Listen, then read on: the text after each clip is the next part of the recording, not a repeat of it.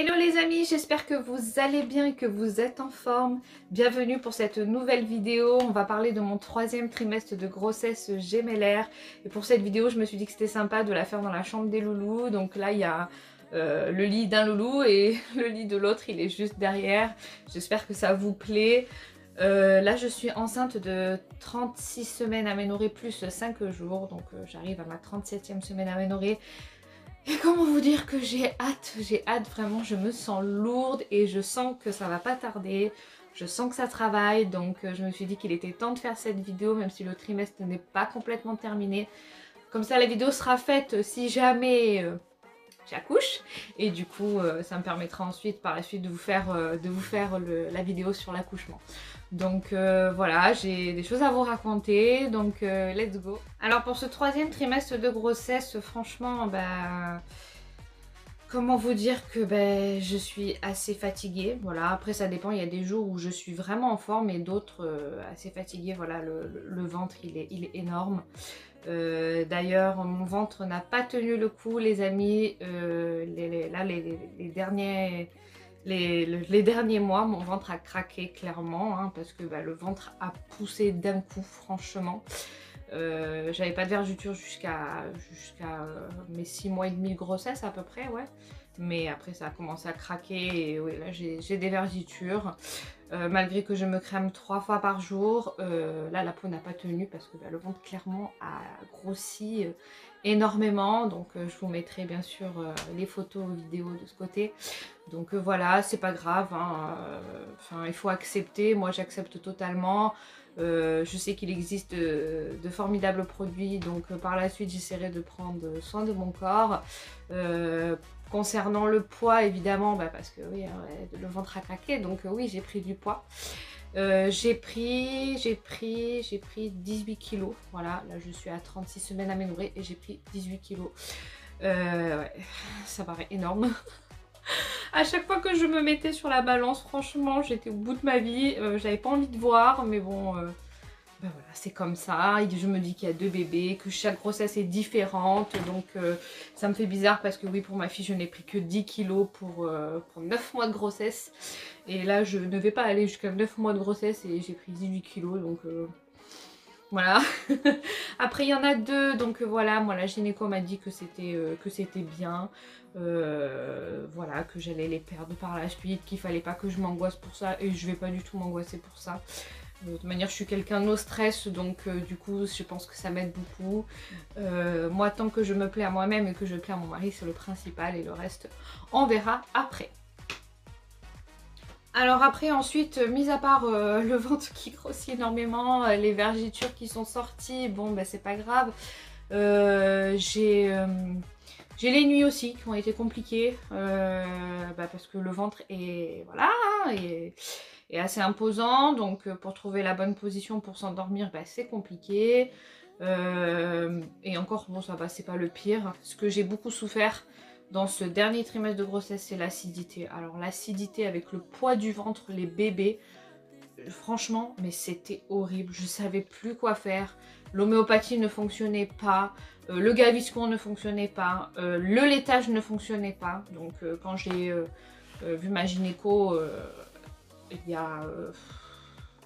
je me rappelle plus, enfin bref, je lui ai dit s'il vous plaît faites quelque chose parce que j'en peux plus, je n'arrive pas à dormir tellement j'ai d'acidité. Et encore j'ai eu la chance parce que je vomissais pas, parce que moi je parle avec des mamans qui me disent qu'ils vont jusqu'à vomir tellement l'acidité elle est puissante, elle est là, ça vous brûle, ça vous remonte, c'est horrible. Donc du coup la gynéco m'a prescrit du oméprazole et franchement c'est une pure merveille. Mais vraiment, enfin ça a été un soulagement total. En plus elle m'avait dit que ça mettrait peut-être quelques jours avant que ça fasse effet. Mais du premier soir où je l'ai pris, mais j'avais plus d'acidité. Donc franchement, et alors que j'ai tout essayé, hein, j'ai pris de l'homéopathie qui fonctionnait à peu près, mais là au dernier trimestre franchement ça fonctionnait pas du tout. Donc franchement n'hésitez pas à demander à votre gynécologue de l'oméprazole. Ma forme, franchement moi ça m'a changé la vie parce que du coup maintenant je dors bien, j'arrive à récupérer, donc je me dis que c'est important si j'accouche à tout moment, voilà, que je puisse au moins me reposer et avoir des forces pour l'accouchement. Donc voilà, n'hésitez pas à demander de l'oméprazole à votre gynécologue. Bon, sinon, à part ça, ça va, je vais pas vous démoraliser, franchement, je vais bien, il y a des jours où je suis en forme et que je me sens bien, et du coup, bah, pour ceux qui me suivent sur les réseaux sociaux, vous pouvez voir, je fais des photos, des vidéos, donc voilà, il y a des jours où je suis en forme, franchement, voilà. S'il y a une chose que je peux vous conseiller vraiment, si vous pouvez, parce qu'arriver à ce stade de grossesse gémellaire, voilà, on m'a conseillé de lever complètement le pied, clairement. Pour éviter d'accoucher prématurément parce que mon col s'était un petit peu rétréci, donc voilà, on m'a dit de plus conduire, éviter le ménage, éviter de porter, éviter tout ça. Donc j'ai eu la chance formidable d'avoir de l'aide auprès de ma famille. J'ai ma maman qui est venue un mois, et là depuis 10 jours j'ai mes beaux-parents qui sont là. Et du coup, faites-vous aider vraiment parce que ça change la vie complètement, si vous pouvez évidemment. Sinon, n'hésitez pas à contacter la PMI, renseignez-vous, la CAF, renseignez-vous. Je sais que pas tout le monde, ça dépend les dossiers, mais renseignez-vous, vous pouvez avoir de l'aide. Et n'hésitez pas parce que bah, ça change la vie et ça vous soulage au niveau de la grossesse. Voilà, c'est vrai que bah, du coup j'ai pu être plus en forme. Plus présente pour ma fille, voilà, de pouvoir m'occuper d'elle jusqu'au bout, de l'accompagner à l'école en voiture, que ce soit avec ma mère ou mes beaux-parents, et ça c'est hyper important. Voilà, c'est quelque chose qui me tenait à cœur, c'est de pouvoir être auprès d'elle et m'occuper d'elle jusqu'au bout. Donc c'est hyper important. Si vous pouvez vous faire aider, enfin franchement moi j'ai beaucoup de chance d'avoir une famille comme ça formidable, et franchement ça m'a aidé énormément. Pour vous dire que ça m'a beaucoup aidé parce que pendant ce 3e trimestre de grossesse, comme tous les mois, on fait les contrôles, contrôle des urines, prise de sang. Et du coup, ben, la gynéco m'a contactée pour me dire que mes urines n'étaient pas bonnes, qu'elles étaient trop élevées et qu'il y avait des protéines dans les urines. Donc c'était un des symptômes de la prééclampsie. Donc la prééclampsie, qu'est-ce que c'est? C'est une maladie de grossesse en fait, ce qui arrive bien souvent chez une grossesse gémellaire. Bah parce que comme on porte deux bébés, il y a beaucoup plus de poids. Donc forcément, bah, ça appuie plus sur l'estomac, tout ça. Donc ça peut faire de l'hypertension artérielle, ça peut faire des œdèmes, on peut gonfler, du mal à respirer. Enfin bref, donc du coup, elle s'est inquiétée, ma gynéco, et elle a préféré refaire un contrôle. Donc on m'a refait un contrôle. Effectivement, j'étais trop élevée. Donc comme c'était un des symptômes de la prééclampsie, on m'a appelé d'urgence à la maternité. Quand on m'a appelé pour me dire venez en urgence à la maternité et préparer des affaires, franchement je vais être honnête avec vous, je me suis mis à pleurer.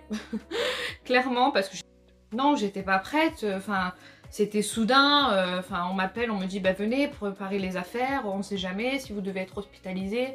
Donc j'ai raccroché et là je suis tombée dans les bras de ma mère, clairement. Ma fille était à l'école, donc il était hors de question que je ne vois pas ma fille avant d'aller à l'hôpital, en sachant que je pouvais rester à l'hôpital. Donc j'ai appelé l'école en disant je viens chercher ma fille après la cantine, je veux la voir. Donc du coup je suis allée la chercher, ça m'a rassurée, vous savez pas, de la voir, de lui expliquer que peut-être que maman elle allait rester à l'hôpital, tout ça, ben, j'étais rassurée. Et pourtant je suis quelqu'un qui stresse pas du tout, hein.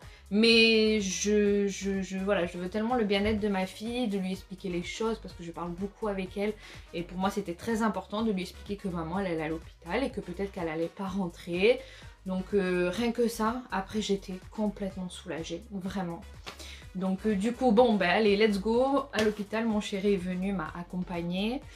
Donc j'arrive là-bas, donc ils me refont des examens. Et heureusement, tout va bien, je n'avais pas d'autres symptômes. Je n'avais que les protéines dans les urines. Donc du coup, j'étais surveillée de près. Ils m'ont laissé rentrer. Et puis voilà, du coup, finalement, ben, tout se passe bien parce que j'ai juste un peu plus de protéines dans les urines que la normale. Donc voilà, donc finalement c'était une fausse alerte. Et comment vous dire que j'étais rassurée, parce que si vous avez la prééclampsie, eh bien, on vous déclenche et vous accouchez en avance. Donc du coup voilà pourquoi j'ai un peu stressé. Mais du coup fausse alerte, donc du coup j'étais rassurée. Et pour vous dire que bah, c'est bien d'avoir de l'aide, parce que bah, du coup j'avais à ce moment-là j'avais ma maman pour ma fille, donc voilà, qui pouvait s'occuper d'elle comme mon chéri travaillait.